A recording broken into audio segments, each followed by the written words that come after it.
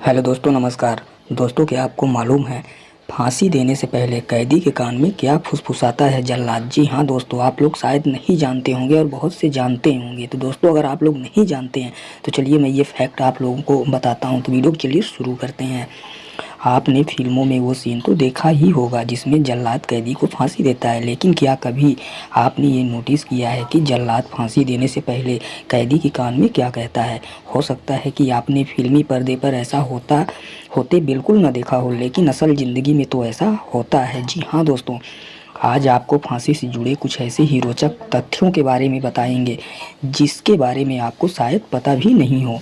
दरअसल फांसी के समय के लिए भी कुछ नियम बनाए गए हैं, जिनमें से फांसी का फंदा, फांसी देने का समय, फांसी की प्रक्रिया आदि शामिल है। भारत में जब किसी अपराधी को फांसी होती है तो जल्लाद कैदी को फांसी देने से पहले उसके कान में कुछ कहता है और इसके बाद ही अपराधी को उसके किए गए सज़ा की फांसी के रूप में दी जाती है। पर यह सवाल आपके मन में उठना लाजमी है कि अगर कैदी के कान में ऐसा क्या बोला जाता है और जल्लाद क्या बोलता है। तो चलिए दोस्तों, ज़रा डिटेल में हम आपको बताते हैं। सबसे पहले आपको बताना चाहेंगे कि भारत में केवल 2 ही जल्लाद हैं।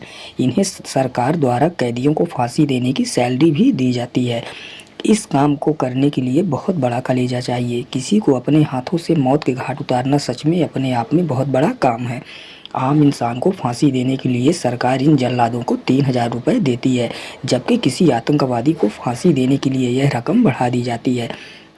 दोस्तों, आपको ये बात शायद ही पता होगी कि इंदिरा गांधी के हत्यारों को फांसी देने वाले जल्लाद को सरकार द्वारा 25,000 रुपये दिए गए थे।